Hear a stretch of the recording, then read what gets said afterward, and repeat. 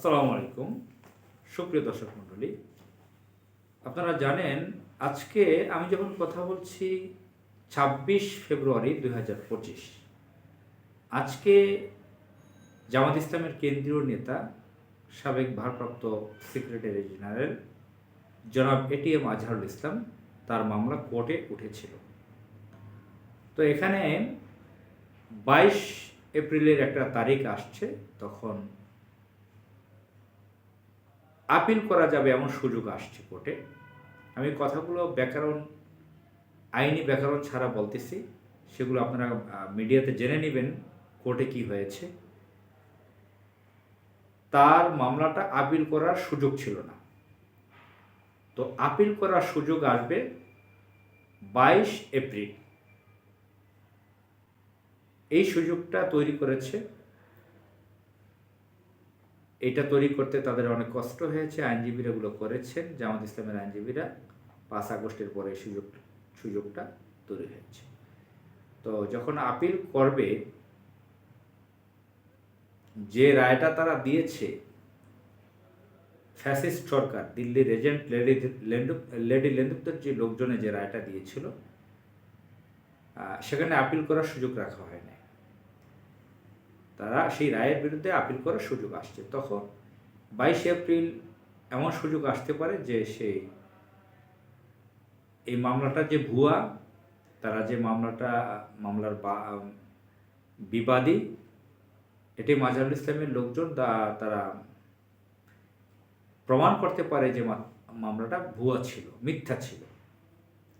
৩ mile দূর থেকে, ৪ mile দূর থেকে, ৫ মাইল দূর থেকে কাকে মেরেছে সেসব দেখেছে, সাক্ষীরা বলেছে। এ ধরনের ফালতু বিষয় না। এই স্ক্রিপ্টটাও ছিল দুর্বল আওয়ামী লীগের, দিল্লির এজেন্ট গোষ্ঠী আওয়ামী লীগের স্ক্রিপ্টগুলোও তৈরি ছিল দুর্বল। তো এই ধরনের দুর্বল স্ক্রিপ্ট দিয়ে মামলাটা সাজানো হয়েছে। তো আপিল করলে এই ভুয়া মামলাটা বাতিল হওয়ার সুযোগ আছে। তো এই যে রায়টা ২২ এপ্রিলে নিয়ে যাওয়ার, আজকে ২৬ ফেব্রুয়ারি কোর্টে এই কথা বলার পরে ২২ এপ্রিল কোর্টে উঠবে, আপিল করার সুযোগ পাবে।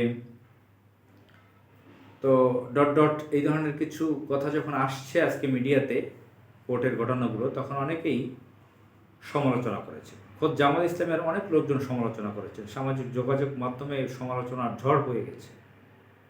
আমার পরিচিত এক ভাই গুলশনের জামাত ইসলামের সদস্য, তিনি মেম্বার, তিনি তো খুবই ক্ষিপ্ত। দেখলাম যে জামাত ইসলামের একজন কেন্দ্রীয় নেতার স্ট্যাটাসের নিচে তিনি খুব গরম মন্তব্য করেছেন। তিনি আর ওই সমস্ত আনুগত্য দেখাননি যে বড় নেতা কি মনে করবে, খুবই ক্ষিপ্ত তারা। আবার অনেকে প্রশংসা করেছেন, যেরকম অন্যায়ভাবে কোর্টে এই তথাকথিত এই কোর্টের মাধ্যমে যাকে মেরে ফেলা হয়েছে, জামাত ইসলামের সাবেক সেক্রেটারি জেনারেল জনাব আলী আহসান মোহাম্মদ মুজাহিদ, তার ছেলের একটা স্ট্যাটাস দেখলাম। তিনি সেখানে এই কোর্টের আজকের রায়কে, এই রায়তে সন্তুষ্ট প্রকাশ করেছেন। তিনি এটাকে পছন্দ করেছেন যে সুন্দরভাবে কোট আনকোট এটা এভাবে কোর্টে হয়েছে, এখন সুযোগ আসবে তিনি মুক্তি পাওয়ার। তো এটা তিনি আলহামদুলিল্লাহ বলেছেন, শুকরিয়া জ্ঞাপন করেছেন। কোট আনকোট তার স্ট্যাটাসে এটা আমি দেখলাম। তো আরও অনেকে এরকম স্ট্যাটাস দিয়েছেন। তো ব্যাপারটা হচ্ছে, যারা সমালোচনা করেন, আমার মধ্যে সমালোচনা আছে যে এটিএম আজহারুল ইসলাম সাহেব তার মুক্তিতে এত কেন দেরি? ৫ আগস্টের পরে লুৎফুজ্জামান বাবরের মতন আসামি, তারেক রহমানের মতন আসামি, বেগম খালেদা জিয়া তিনিও আসামি ছিলেন, তার নামে মামলা দেওয়া ছিল, মিথ্যা মামলা। বিএনপির আরও বহু নেতার বিরুদ্ধে বড় বড় মামলা ছিল, ডজন মামলা ছিল, বড় বড় মামলা ছিল। তাদেরকে সব বের করে দিয়েছে, মামলা থেকে খালাস করে দিয়েছে। জামাত ইসলামের নেতাদের বিরুদ্ধে মামলাগুলো ছিল সাজানো মিথ্যা মামলা, তারা নিরপরাধী, সেটা সকলে জানে, সারা বিশ্ব জানে। এটিএম আজহারুল ইসলাম একজন নিরপরাধ ব্যক্তি, সেটাও সারা বিশ্ব জানে। তিনি একজন সাবেক ছাত্র নেতা, জামাত ইসলামের কেন্দ্রীয় নেতা। বহু বছর তাকে কারাগারে রাখা হয়েছে। তার স্ত্রী কারাগারে থাকা অবস্থায় ইন্তেকাল করেছে, তিনি প্যারোলে মুক্তি নিয়ে সাময়িক মুক্তি নিয়ে তিনি জানাজা পড়িয়েছিলেন। অনেক ট্র্যাজেডি পার করা এটিএম আজহারুল ইসলাম 5 আগস্ট হয়ে গেল, 7 মাস হয়ে গেছে, এখন পর্যন্ত তিনি কারাগারে কেন থাকবেন? জামাত ইসলামের নেতাদের কি এখানে কোনো দুর্বলতা রয়েছে? জামাত ইসলাম এখানে অনেক সমালোচনা রয়েছে বহুজনের, বহু জায়গা থেকে বহু কথা আসছে। অনেকে মনে করেন জামাত ইসলামের মধ্যে ইজম কাজ করতেছে বা কোনো গ্রুপিং রয়েছে। এটিএম আজহারুল ইসলাম বের হলে অনেকের পদ পদবি চলে যেতে পারে, তিনি হয়তো অনেক সিনিয়র নেতা, তিনি আসলে বড় পদ পাবেন, অনেকের পদ, এরকম আলোচনাও আমি অনেকের কাছে শুনেছি। আমি নিজে বলছি না, এটাই সত্য। জামাত ইসলাম একটি ইসলামের আদর্শিক রাজনৈতিক দল, ইসলামিক সংগঠন, ইসলামী আন্দোলনের দল। তাদের মধ্যে ইজম গ্রুপিং এগুলো থাকতে পারে না। তবুও আমি সমালোচনাগুলো শুনেছি যে এটিএম আজহারুল ইসলামের বাড়ি রংপুর, হয়তোবা তার বাড়ি লক্ষ্মীপুর, নোয়াখালী থাকলে তোড়ঝোড় করে তাকে বের করা হতো। তার বাড়ি যদি সিলেট থাকতো অথবা রাজশাহীতে থাকতো, তাহলে হয়তো তাকে খুব দ্রুত বের করার ব্যবস্থা করতো। এই ধরনের আলোচনাটা শুনেছি। তো যাই হোক, আমি পরিশেষে বলতে চাই, সমালোচনা না করার জন্য আহ্বান জানাই আমার মতন সাধারণ একজন মানুষ।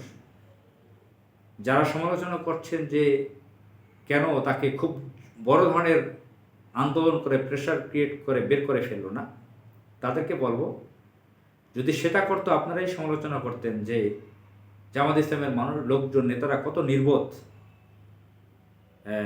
নিজেদেরকে কেন এভাবে বিপদে ফেলে।